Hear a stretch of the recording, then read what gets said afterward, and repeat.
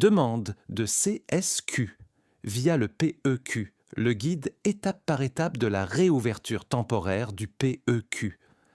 2026 à 2028. Bonjour à toutes et à tous et bienvenue dans cet atelier pratique. Si vous êtes ici aujourd'hui, c'est que vous avez un projet qui vous tient à cœur. Vous installez durablement ici, au Québec. Aujourd'hui, nous allons décortiquer ensemble l'une des voies d'accès les plus populaires vers la résidence permanente. Le PEQ, ou Programme de l'expérience québécoise. Plus précisément, nous allons voir comment naviguer dans le cadre de la réouverture temporaire annoncée pour la période de 2026 à 2028. Installez-vous confortablement, nous allons simplifier tout cela étape par étape. Qu'est-ce que le PEQ? Une voie d'accès simplifiée et accélérée vers la résidence permanente. Alors, pour commencer, qu'est-ce que le PEQ? Derrière cet acronyme se cache le sésame pour votre immigration, le Certificat de sélection du Québec ou CSQ. Le PEQ est un programme dit accéléré. Pourquoi? Parce qu'il s'adresse spécifiquement aux personnes qui sont déjà intégrées au Québec, c'est-à-dire celles qui y étudient ou qui y travaillent déjà et qui maîtrisent le français. C'est une voie rapide, car contrairement à d'autres programmes, vous n'avez pas à passer par un système de pointage complexe. Si vous cochez toutes les cases, vous êtes sélectionné. C'est aussi simple que ça. Entrons maintenant dans le vif du sujet avec une excellente nouvelle. La réouverture temporaire du programme pour une durée de 2 ans. Mais cette section vous concerne. Pour être admissible au volet diplômé, vous devez détenir un diplôme québécois reconnu, un baccalauréat, une maîtrise, un doctorat, un DEC technique ou un DEP de plus de 1800 heures. De plus, vous devez avoir habité physiquement au Québec pendant au moins la moitié de la durée de votre programme d'études. Côté français, le gouvernement demande désormais un niveau 7 à l'oral pour parler et comprendre. ET un niveau 5, critères du volet diplômé, diplôme admissible, séjour d'études, exigences linguistiques. Si vous êtes un étudiant international ou un récent diplômé, cette section vous concerne. Pour être admissible au volet diplômé, vous devez détenir un diplôme québécois reconnu, un baccalauréat, une maîtrise, un doctorat, un DEC technique ou un DEP de plus de 1800 heures. De plus, vous devez avoir habité physiquement au Québec pendant au moins la moitié de la durée de votre programme d'études. Côté français, le gouvernement demande désormais un niveau 7 à l'oral pour parler et comprendre. ET un niveau 5 à l'écrit, pour lire et écrire. C'est un changement important à garder en tête lors de la préparation de vos tests de langue. Critères du volet travailleur expérience, niveau FEER, exigences linguistiques. Passons maintenant à nos travailleurs temporaires. Si vous êtes déjà sur le marché du travail, vos critères sont différents. Vous devez cumuler au moins 24 mois d'expérience de travail à temps plein au cours des 36 derniers mois. Cet emploi doit être qualifié, c'est-à-dire correspondre aux catégories FEER 0, 1, 2 ou 3 de la classification nationale des professions. Pour vous, la bonne nouvelle est que seule la maîtrise du français oral, niveau 7, est exigée au moment du dépôt.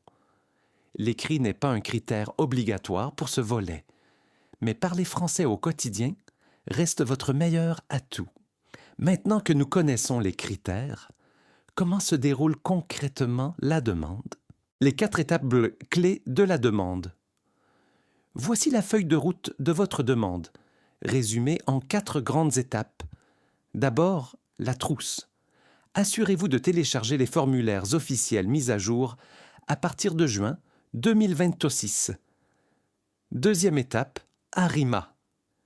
C'est la plateforme en ligne où vous allez créer votre compte, remplir vos informations et téléverser tous vos documents justificatifs en couleur. Troisièmement, l'évaluation des valeurs. Vous aurez un test en ligne sur les valeurs démocratiques et québécoises à passer sous 60 jours. Et enfin, la quatrième étape, l'attente de la décision finale du ministère. Jetons un coup d'œil aux pièces justificatives. C'est souvent ici que les demandes prennent du retard, alors soyez très méticuleux. Vous aurez besoin de numérisation couleur de votre passeport et permis de séjour. Côté académique ou professionnel, préparez vos diplômes, relevés de notes et surtout vos attestations d'emploi détaillées. N'oubliez pas vos résultats de tests de français valides, comme le TEF ou le TCF. Enfin, vous devrez signer un contrat d'autonomie financière, prouvant que vous pouvez subvenir à vos besoins pendant au moins vos 3 premiers mois ici. Préparez un dossier bien classé, cela vous évitera bien du stress. Parlons de patience. Actuellement, le ministère prévoit un délai de traitement moyen de 6 à 7 mois. Gardez en tête que l'ancienne promesse d'un traitement garanti en 6 mois, pile n'est plus automatique. Mais voici le point le plus important de cette présentation, le maintien de votre statut. La soumission d'une demande de CSSQ ne vous donne pas un statut implicite. Vous devez absolument vous assurer que votre permis de travail ou d'études reste valide pendant toute la durée de l'analyse par le gouvernement. Renouvelez vos permis à temps. Pour vous éviter des déconvenues, voici 3 pièges classiques à contourner. Premièrement, l'utilisation de formulaires obsolètes. Le MIFI met régulièrement à jour ses documents. Une version périmée entraîne un rejet automatique. Deuxièmement, si vous venez en couple, sachez que votre conjoint ou conjointe doit aussi prouver une connaissance minimale du français oral, de niveau 4 minimum. Et enfin, le défaut de résidence physique. Vous devez réellement vivre au Québec lors de l'envoi. Les vérifications sont strictes.